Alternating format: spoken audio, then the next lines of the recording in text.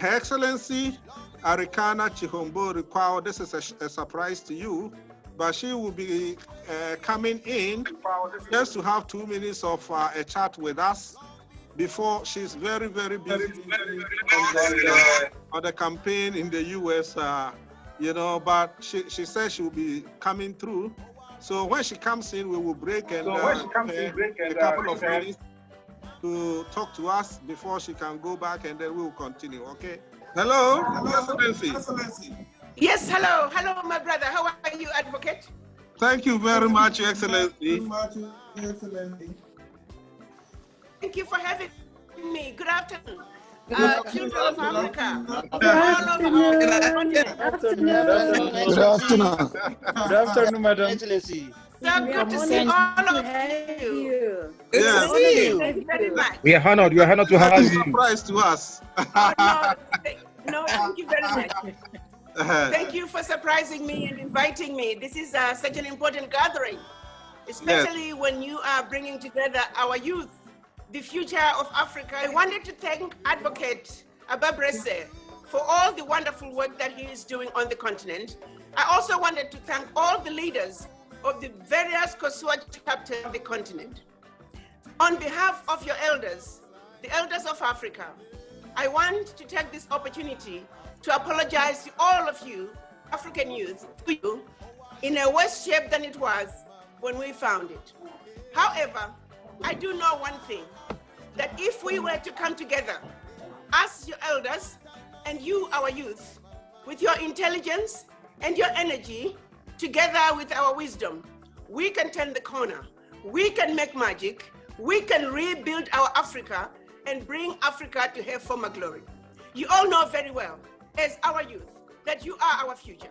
You also know very well that you will always have our shoulders to stand on. Let also guarantee you one thing, that you will always have, we will always have your back.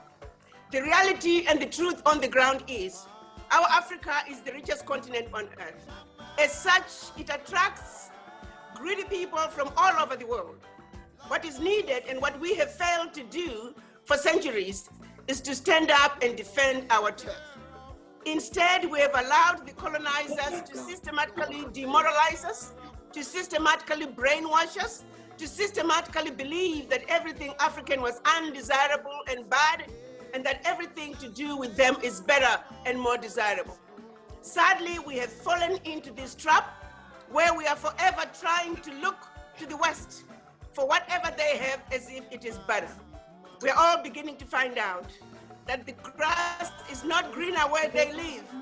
Instead, the opposite is true. They came to Africa because they found everything they needed on our beloved continent. I want you young people to understand one thing. You are inheritors of one of the most amazing continents. The continent that has everything the world could ever need. All that is left for us is to unite and speak with one voice. When we speak with one voice, we are unstoppable. And at this point, when I look at what Africa has, the innovations that are coming out of Africa from you, our youth, with very little support, with very little resources, I can only imagine what can happen when we make a few more resources available to you. You are an incredible group of young people who only need just a little bit of help to really take Africa to the next level, which is why I am so proud and pleased to know the work that Advocate Ababrese has started, realizing that the only way to truly take our Africa to her rightful place on the world stage is the right leadership at the African Union Commission. We're an amazing continent. This moment, with the implementation of the African Continental Free Trade Area, it is a moment that we must fight and united defeat those who have exploited our continent. If we do not unite and fight and defend our turf, the Westerners, the Easterners, they're coming to take over Africa this time for good. We are not opening Africa's borders for them to come and benefit. We are opening the borders through the African Continental Free Trade Area so children of Africa can benefit, so the youth of Africa can move from South Africa to Egypt free. and run through their continent, because the continent belongs to us. The continent belongs to our children. That is your inheritance. You must stand your ground. You must defend your turf by any means necessary. And we must unite and let the world know once and for all that Africa is not going to take any more abuse from anyone. Because the children of Africa, the youth of Africa are saying enough is enough. The youth of Africa are saying whatever the youth of Europe need, that's what we need to. Whatever the youth in China need, that's what we need to. But above all, you guys stay where you are. Handle your affairs where you come from. We don't mind you visiting us as friends, but exploitation of Africa, that game is over. Because the children of Africa are ready to roll up our sleeves, and we're ready to do what it takes to build the Africa that, for a change, that whatever development that's going to come into Africa, it is development that is designed to benefit first and foremost the Africans. Now the youth of Africa, but here we come. We, the adults, we have a responsibility to pave the way so the youth of Africa can do what they know best. If we do not have the right leadership at the African Union Commission, I can assure you, my young people, we are going to be implementing the African Continental Free Trade Area for those who have sought out to exploit us for centuries.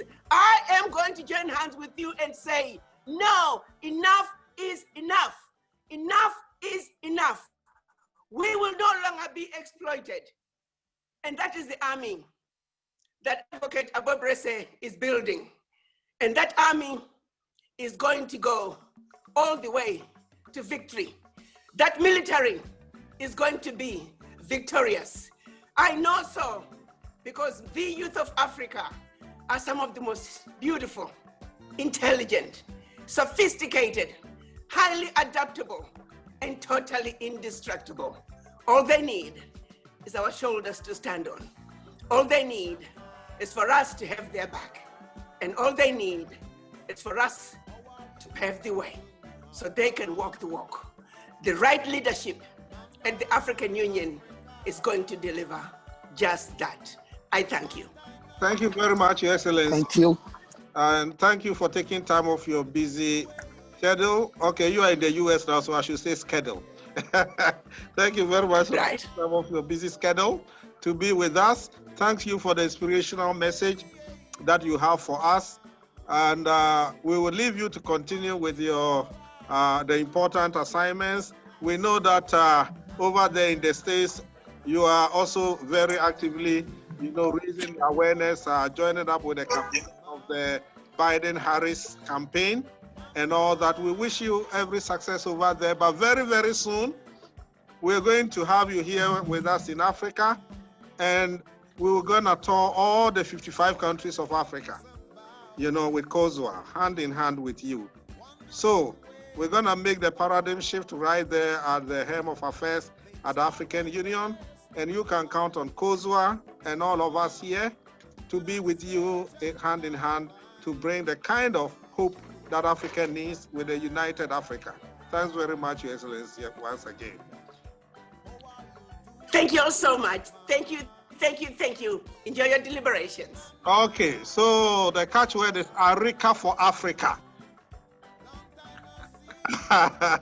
Okay, yeah. What it is that we all know what the leadership of the African Union Commission has been up to, at least for the past 4 years or so, when many Africans started realizing that we voted to give the power of the entire continent into the hands of someone that actually doesn't really care about Africa. Someone that is being controlled by the superpowers of the West and all that. And I think everybody here knows what happened in the case of Her Excellency Arikana Chingobori-Kwao, who just came on to address us a couple of years back when she made a startling discovery that a foreign superpower is siphoning billions of dollars from Africa and lodging in their banks over there overseas and depriving African children of schools and medicals and all that. You know, the kind of money that if we retain in Africa, they rather should be coming to us to come and borrow.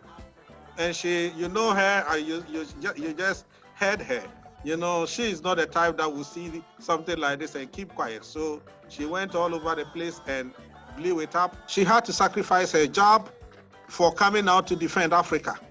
You know, the current chairperson of the African Union Commission, obviously on the orders of the foreign superpower, fired her. And we all know what has ensued up to this point. In fact, as I speak to you now, a lot of the youth of Africa, in Ethiopia, everywhere, everybody is demonstrating all over, even in Ethiopia, you know, against that sack. And now it looks like she's not the only person that was sacked, because every other person that would want to take over the mantle of African Union leadership is also dealt with ruthlessly.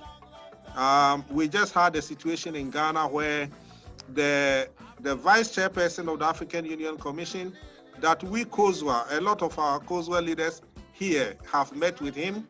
He's the one that signed the COSUA partnership agreement with the African Union to give us all the power to be here talking about African Union elections, you know, and he also had to pay the price. At the moment, he lost the nomination, even from the Ghana side, to be able to run against Faki Mahamat for the chairmanship position, in a very, very bizarre development, and people are very much disappointed. But when it so happened that, you know, the Ghana government failed to nominate Kwesi Korte to throw their weight behind him, you know, we became very, very sad and very disappointed. But fortunately for us, COSUA Zimbabwe got in touch and said, no, we can solve the puzzle for the entire continent. We said, okay. He said, no, you know, your sister is there, let's talk to her.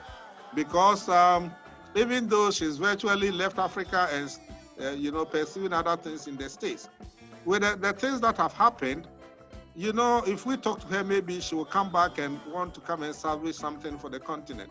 So we started having the discussions with her. So now we got back to her and said, well, Kwesi Korte couldn't run finally. So it means that Faki Mahamat is going to run unopposed. So we need a credible opponent that can save Africa. And thank God she's agreed to come back to Africa and to take up this cry of the people, and to take up the mantle, and to salvage something for this continent of Africa. And you heard her very clearly. When we say that she's coming back to save Africa, a lot of people think we are just bragging and that she will not come back. But you heard her yourself just a moment ago telling all of us to take heart, and that she will come in and fight hand in hand with COSUA to be able to save the continent of Africa. So we are very, very happy and grateful today to hear this from her.